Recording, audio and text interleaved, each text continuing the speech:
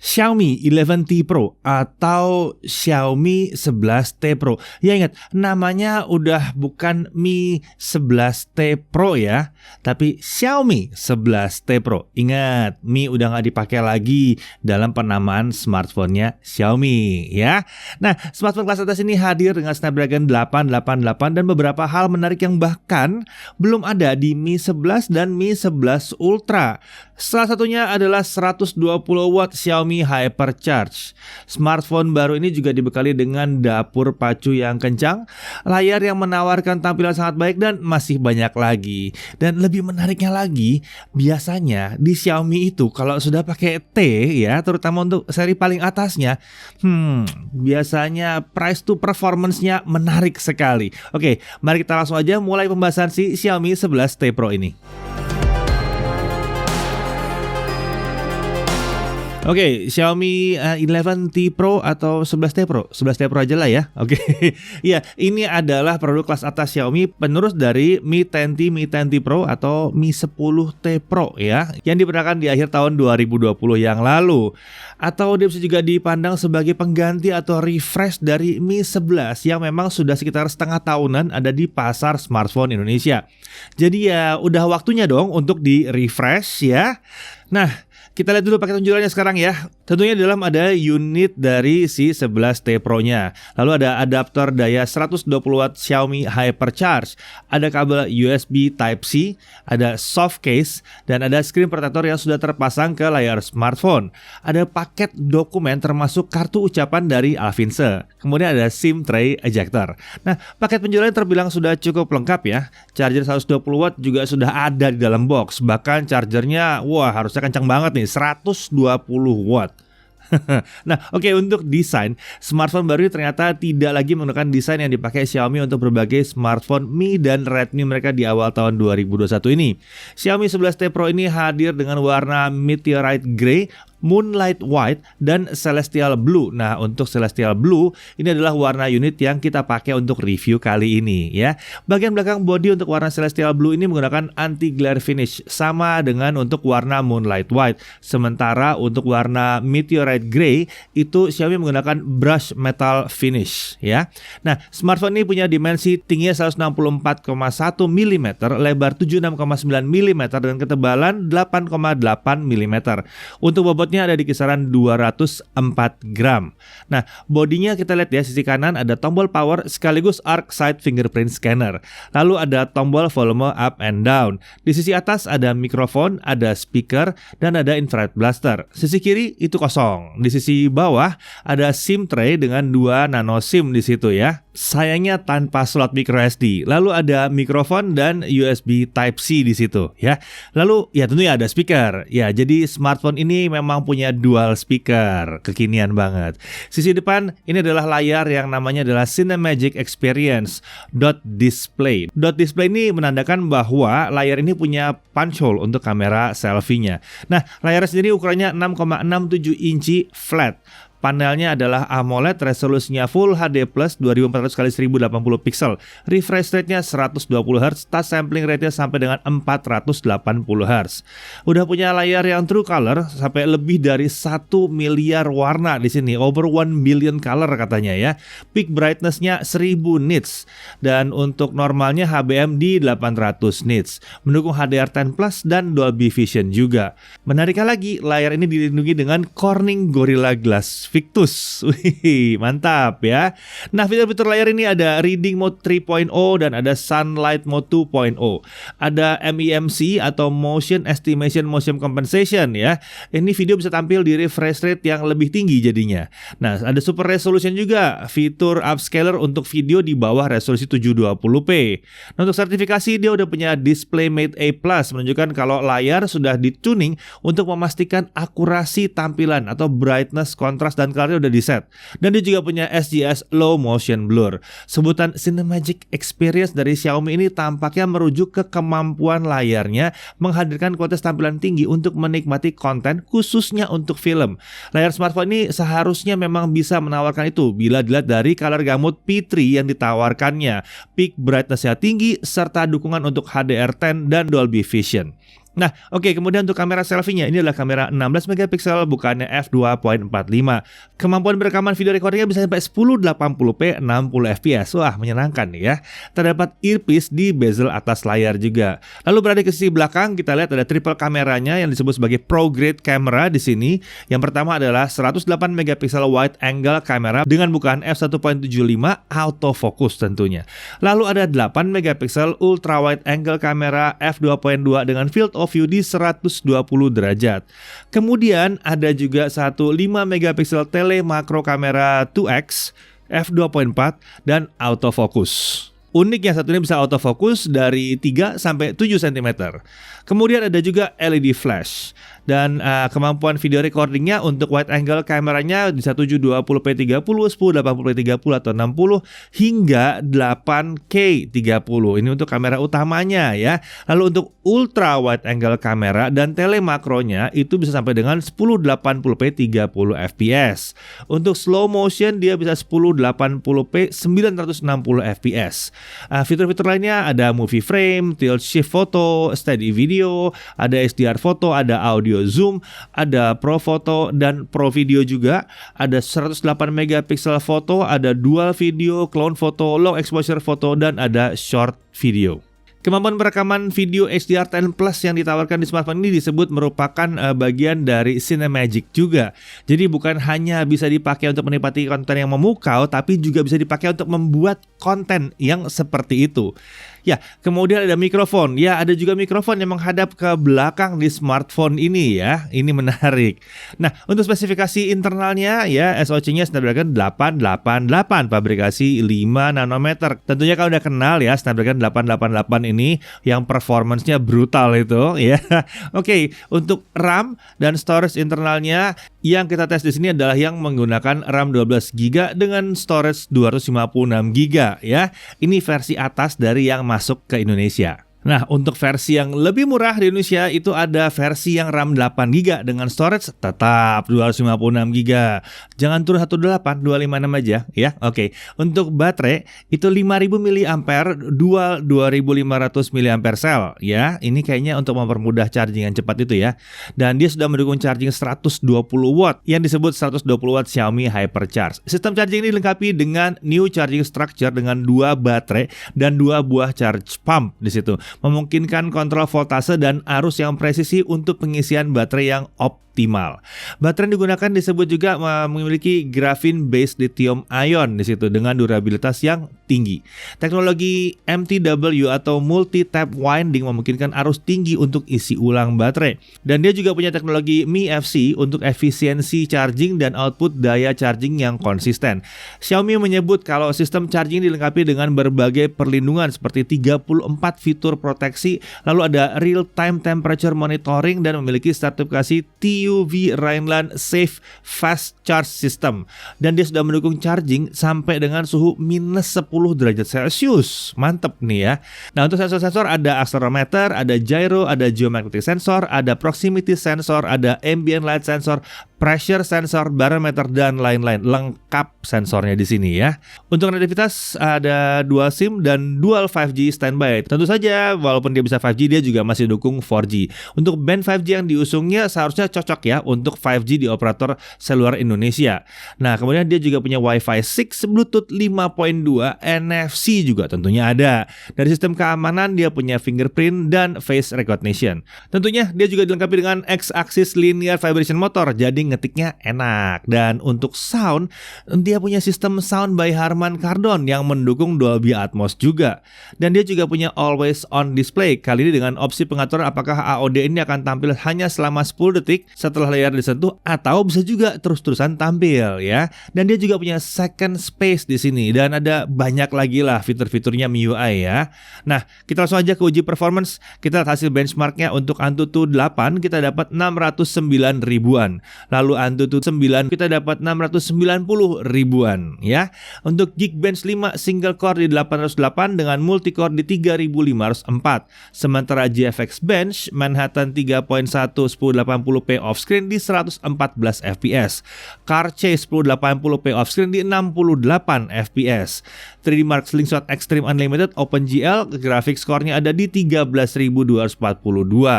Dan untuk 3D Mark Wildlife Stress Test dengan Vulkan, sayangnya di sini sistem menampilkan pesan overheating saat tes dijalankan dalam kondisi smartphone tidak menggunakan kipas atau fan grip.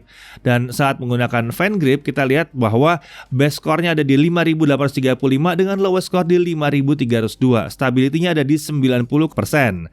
Stability test dengan CPU throttling test juga kita lihat tanpa kipas atau fan grip itu dia bisa throttle ke 78% di pengujian selama 30 menit. Sementara itu kalau kita pakai kipas atau fan grip, dia bisa bertahan di 88% dalam 30 menit. Nah, beralih ke gaming. Untuk PUBG Mobile defaultnya itu kita bisa nyampe HDR Extreme. Gamenya lancar sekali ya di 60 fps. Ini wajar banget ya. Ini karena SoC-nya kan udah kelas premium ya. Kemudian untuk Mobile Legends kita bisa dapat Ultra HD HFR on. Game ini juga sebenarnya sangat lancar dan mulus banget ya jalannya ya. Dia jalan di 60 fps ya. Tidak ada frame drop yang terjadi selama kami mencoba memainkan beberapa match dalam game ini. Kemudian beralih ke Minecraft. Render distance 40 chunk. Ini adalah setting terberat Minecraft ya, dan dia masih bisa dijalankan dengan sangat baik di Xiaomi 11T Pro ini dengan performa 120 fps rata. Namun ini hanya berlaku di sekitar 5 menit awal. Setelah itu smartphone langsung menurunkan refresh rate-nya ke 60 Hz sehingga frame rate pun langsung turun ke 60 fps. Saat kami coba untuk mengaktifkan opsi performance optimization, refresh rate-nya kembali ke 120 Hz dan game ini berjalan di 120 fps. Cukup rata. Lalu beralih ke Subway Surfer. Sayangnya game ini belum bisa dijalankan di refresh rate 120 Hz. Game ini hanya jalan di frame rate 60 fps aja ya, sayangnya ya. Nah, kemudian Temple Run 2 ini sama juga dengan Subway Surfer. Kita masih belum bisa dapat refresh rate 120 Hz-nya. Jadi ketahan di 60 Hz dan ya performanya di 60 fps aja juga ya. Nah, sekarang kita masuk ke Genshin Impact. Highest 60 fps. Saat tidak menggunakan fan grip ya. Game ini di awal akan berjalan di kisaran 45-55an lebih fps. Kemudian setelah 45 menit frame rate akan turun ke kisaran 30-45 fps dengan sedikit drop ya selama beberapa detik. Nah, saat kita pakai fan grip, nah frame rate-nya itu setelah 4-5 menit itu ada di kisaran 35-50 fps. Jadi lebih bagus ya karena ada pendinginnya seperti itu ya. Frame drop-nya jarang terjadi. Lalu bagaimana dengan suhu bodi smartphone? Suhu diukur setelah game berjalan selama sekitar 30 menit. Kalau tanpa kipas kita bisa lihat sisi depan suhu tertinggi mencapai 40 derajat Celcius di area atas layar, sementara area lain ada di bawah 37 derajat Celcius. Sementara sisi belakang suhu tertinggi ada di kisaran 48 derajat Celcius dekat kamera. Area tengah ke bawah tuh suhunya sekitar 42 derajat Celcius ke bawah ya. Nah, saat menggunakan fan grip, area yang paling panas tadi itu berubah jadi 39 derajat Celcius ya. Sementara sisi belakang tentunya ketutupan dengan fan grip, jadi kita nggak bisa cek suhunya berapa. Oke, sekarang mari kita masuk ke pengujian kamera. Seperti biasa saya serahkan ke Chris. Silakan Chris. Oke, jadi di tangan saya kali ini sudah ada Xiaomi 11T Pro nih teman-teman. Xiaomi 11T Pro, bukan Mi 11T Pro ya, Xiaomi 11T Pro. Jadi langsung aja kita cobain kameranya seperti apa. Yang pertama pengen saya lihat dulu seperti biasa itu adalah kualitas mikrofonnya. Jadi ini saya nggak pakai mikrofon eksternal. Audio kalian dengar ini adalah audio langsung dari mikrofonnya Xiaomi 11T Pro. Kalau saya boleh menilai sih kualitas mikrofonnya udah cukup baik ya. Jadi Xiaomi itu udah mulai memperhatikan kualitas mikrofon, nggak kayak smartphone yang terdahulunya. Jadi menurut saya nih kualitas suaranya udah bagus, input suaranya juga cukup bersih. Jadi kalau misalnya kalian belum punya mikrofon eksternal, pakai mikrofon bawahnya masih oke. Selanjutnya saya juga akan menggunakan mikrofonnya si Xiaomi 11T Pro ini, tapi saya akan voice over via studio aja ya.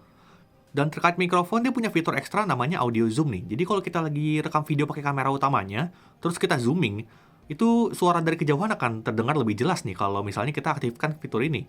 Kalau pengen lihat bedanya, coba lihat video ini. 1, 2, 3, 4, 5, 6, 7, 8, 9, 10, 11, 12.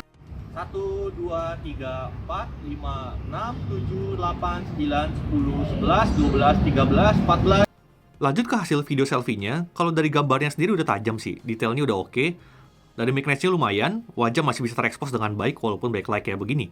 Dari segi skin tone, urusan selera ya. Tapi kalau saya lihat skin tone-nya kadang oke, kadang bikin wajah saya agak kemerahan nih. Padahal aslinya wajah saya nggak semerah ini kok. Untuk stabilizer videonya aman, di bawah lari kayak gini juga bisa stabil kok videonya, jadi nggak masalah. Kamera selfie-nya juga bisa rekam video di resolusi Full HD 60 fps nih, dan asiknya stabil juga ya videonya, mantap nih Xiaomi. Gini dong, 60 fps-nya stabil juga. Sekarang kita lihat hasil kamera utamanya, entah kenapa kalau nge-shoot orang itu kayak kontrasnya tinggi banget ya di beberapa situasi. Bikin wajah saya ini terlihat kayak gelap gitu. Tapi untuk urusan detail tentunya paling tinggi ya kameranya ini. Dan karena sensornya cukup besar, dia masih bisa ngasih bokeh yang natural. Untuk stabilizernya juga nggak ada masalah di kamera utamanya. Oke, sekarang coba kita lihat kamera ultrawide-nya. Tentunya detail nggak sebaik di kamera utamanya ya. Walaupun terang, tapi di beberapa area yang gelap masih terlihat ada noise-nya gitu. Kalau urusan stabilizer sih aman, videonya stabil. Jujur sebenarnya kamera ultrawide-nya di bawah harapan saya sih, tapi masih bisa dimaklumi lah untuk kelas harganya. Untuk kamera makro, menariknya dia bisa video juga. Kualitas videonya sendiri masih lumayan, nggak bisa banyak protes juga sih. Masih lebih mending ketimbang smartphone lain yang cuma 2 megapiksel makronya udah gitu nggak bisa buat video juga. Untuk kemampuan low light-nya kalau menurut saya sih hasilnya ini udah cukup bagus ya. Jadi kemampuan low light-nya masih bisa diandalkan banget kameranya si Xiaomi 11T Pro ini. Ini kamera selfie-nya ini terbilang masih lumayan. Kemudian ini hasil kamera utamanya dan hasilnya juga masih bisa diandelin banget. Detailnya juga cukup tinggi untuk kondisi seperti ini. Untuk kamera ultrawide-nya ya memang karena sensornya lebih kecil, tentunya nggak sebaik kamera lainnya sih. Overall kamera ultrawide-nya masih cukup bisa digunakan, cuman memang ya nggak bisa terlalu ngaruh banyak di kamera ultrawide-nya. Terkait efek jitter sebenarnya di sini udah minimal banget ya. Untuk smartphone yang nggak pakai optical image stabilizer, ada jitter-jitter kecil kayak gini masih terhitung wajar, tapi nggak terlalu mengganggu kok.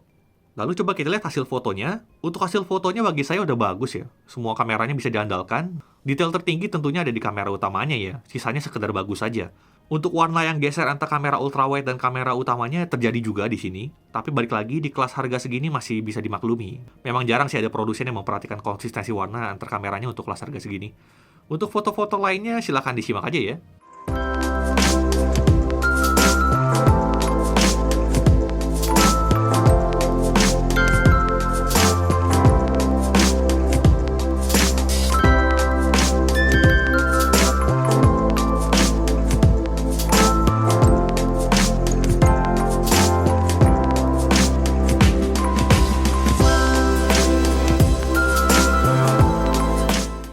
Lanjut ke fitur-fitur ekstra lainnya, dia punya bokeh video, tentunya bisa juga dong di sini, dan bokehnya pun udah cukup rapi. Lalu dia juga punya color focus yang bikin backgroundnya jadi hitam putih kayak begini, ini keren, bisa juga di sini. Hal yang menarik itu videonya stabil ya untuk kedua mode tadi. Biasanya kalau pakai fitur-fitur kayak tadi stabilizernya mati nih, tapi di sini enggak. Lalu dia juga bisa slow motion, menariknya slow motionnya ini murni ya, jadi dia bisa 120 fps, dan dia bisa 240 fps tanpa interpolasi, nice. Memang agak beda sih ketimbang pendahulunya di mana dia terbatas di 120 fps aja. Itu sih memang keterbatasan sensor ya. Kalau di sini slow-mo-nya lebih baik. Oh iya, buat kalian yang pengen tahu apakah di Xiaomi 11T Pro ini bisa pindah-pindah kamera saat lagi merekam video? Jawabannya bisa ya ternyata. Jadi untuk pindah-pindah kamera saat lagi perekaman video tuh kalian tinggal slide aja di bagian zoom slider di kanan ini. Kalau mau ke ultrawide tinggal slide ke bawah, kalau mau pindah ke kamera utamanya tinggal slide lagi ke atas. Dan transisinya menurut saya udah cukup mulus sih di sini, walaupun bukan yang paling mulus, tapi udah lumayan lah. Lalu dia juga ada Pro Mode, sepertinya nggak perlu dibahas lebih dalam lagi ya. Intinya Pro Mode di flagshipnya Xiaomi itu favorit saya sih. Lengkap dan bisa diandalkan. Untuk fitur lainnya dia juga punya dual video, ada juga di sini. Dan asiknya kalau di Xiaomi itu ya, dual videonya bisa pindah-pindah mode langsung saat lagi merekam. Jadi nggak perlu matiin dulu terus pindah lagi, ini bisa langsung saat lagi merekam. Nice. Intinya di Xiaomi 11T Pro ini fitur-fitur kameranya udah serasa flagship-flagshipnya Xiaomi yang kelas premiumnya deh. Kalau kalian hobi ngulik fitur kamera, bakal puas banget sama fitur-fiturnya ini, berlimpah. Tentunya nggak ada kamera smartphone yang sempurna ya. Di balik kemampuan yang keren-keren itu ada beberapa hal yang saya nggak suka. Cuman dua sih sebenarnya. Yang pertama adalah ultrawide-nya downgrade. Yang dulu itu 13 megapiksel, sekarang cuma 8 megapiksel. Yang paling berasa itu di resolusi videonya sih. Dulu bisa Full HD 60 fps atau 4K 30 juga bisa.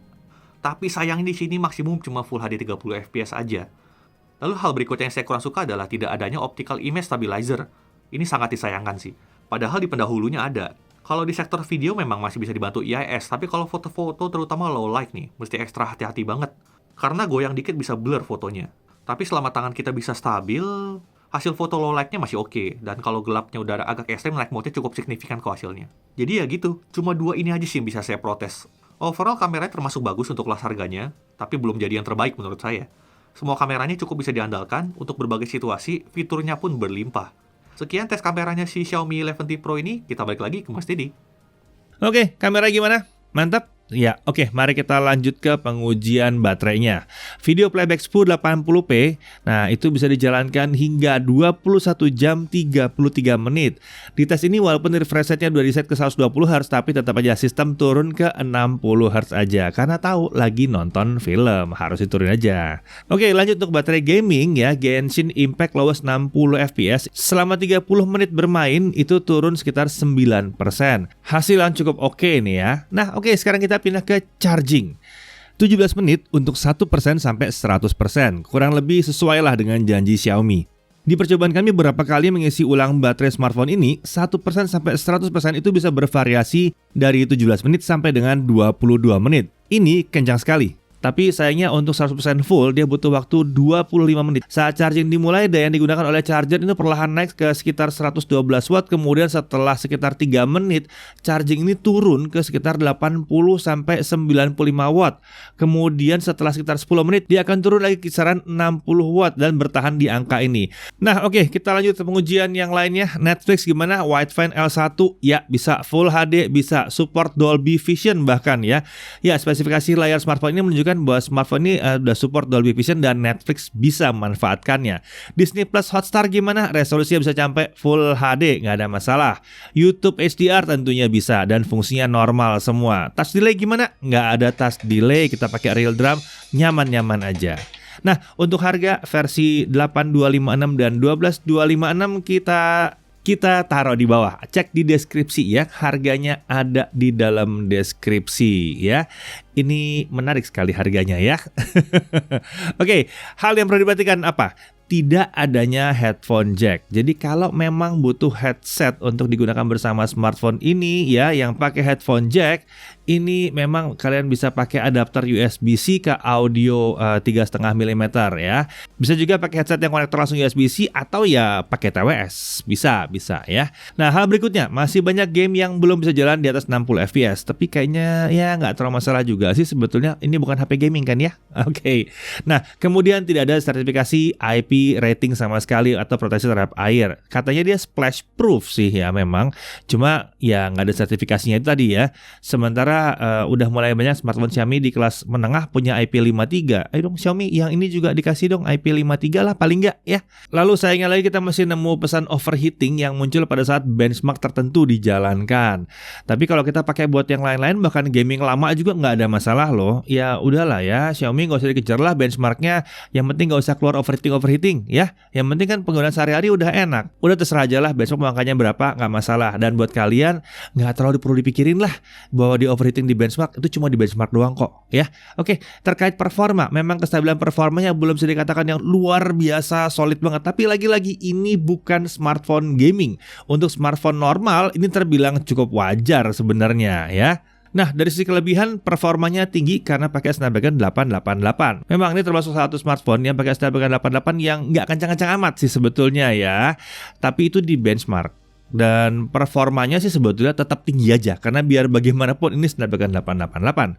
Dan yang paling penting, varian terbawahnya itu adalah Snapdragon 888 paling murah di akhir tahun 2021 ini ya. Menarik ya. Layar dengan tampilannya yang sangat memuaskan juga jadi satu kelebihan di sini. Ini khas AMOLED, refresh rate-nya juga udah 120 Hz di sini, mantap banget ya. Dan udah ada dukungan Dolby Vision dan Dolby Atmos. Ini juga bisa meningkatkan pengalaman saat menikmati konten dan aplikasi seperti Netflix misalnya. Daya tahan baterai juga tergolong baik untuk sebuah smartphone dengan SoC sekencang ini dan dengan baterai 5000 mAh ya. Nah, chargingnya kenceng banget ya, kenceng banget di bawah 20 menit sampai dengan full ya. Dan charger 120 wattnya itu penting banget ada di dalam paket penjualan. Kemudian stereo speakernya udah dituning oleh Harman Kardon, jadi kualitasnya terbilang oke nih, keren, di atas rata-rata lah ya. 5G ready juga dia dengan dual konektivitas yang terbilang modern juga di sini. Sensornya lengkap, haptic feedbacknya terasa nyaman dan mantep buat ngetik. Dan MIUI di Xiaomi 11T Pro ini bisa dikatakan minim iklan. Kita belum nemu sih tepatnya ya. Xiaomi 11T Pro ini memang bisa dikatakan merupakan smartphone yang menarik dan bisa dipilih untuk kalian yang ingin merasakan seperti apa sih sebuah smartphone kelas atas tapi dengan harga yang masih relatif terjangkau. Khususnya untuk yang masih belum menggunakan smartphone kelas flagship sebelumnya. Dan seperti kita bilang tadi, ini adalah smartphone dengan Snapdragon 888 paling terjangkau yang hadir resmi di Indonesia di akhir tahun 2021. Nah, bagaimana kalau yang udah pakai smartphone kelas atas atau flagship Xiaomi sebelumnya seperti Mi 10, Mi 10T, dan Mi 10T Pro? Secara keseluruhan, ketiga smartphone itu masih akan terasa sangat kencang di era sekarang. Performanya seharusnya tidak jauh tertinggal sih dari Xiaomi 11T Pro ini ya. Hal yang perlu dipertimbangkan adalah layarnya dan konektivitasnya juga ya. Mi 10T dan Mi 10T Pro hanya menawarkan layar IPS, sementara smartphone yang baru ini layarnya sudah AMOLED dan menawarkan kualitas yang lebih baik serta fitur yang disertakan juga sangat menarik. Sementara itu untuk pengguna Mi 10 mungkin ini bisa dipertimbangkan kalau butuh smartphone dual SIM yang udah 5G ready. Jadi pada akhirnya kita bisa bilang selamat datang kepada Mi 11T Pro ya. Selamat menjadi Snapdragon 888 paling murah di penghujung 2021. Saya Didi Irfan, Jagat Ibu TV.